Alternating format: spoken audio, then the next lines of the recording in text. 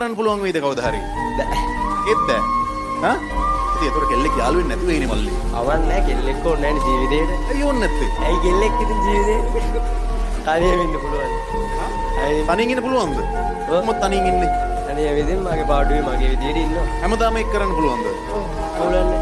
දැන් ඉන්න විදියට. ඇයි ඔයාලට ඔච්චර කෙල්ලෙක් එපා කියන්නේ මොකද්ද ඔයාගේ ජීවිතේට උණු අසාධාරණේ? නෑ කෙල්ලෙක් හිටියාම නීති වැඩි කොහෙවත් යන්න බෑ යාළුවොත් එක්ක ඒකයි.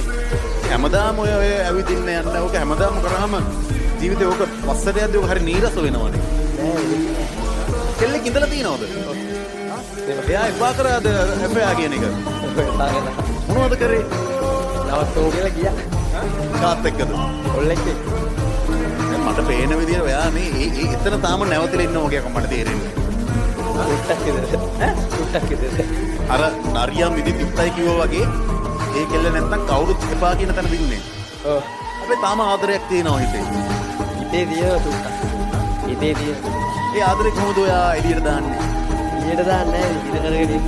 ඉර කරන් ඉන්න එපා. ඉතින් එළියට දාමු අද තමයි හොඳම දවස. දැම්ම කියලා වැඩක් නැහැ. දැම්ම කියලා වැඩක් නැහැ. දැම්මම වැඩක් වෙන අවස්ථාවක්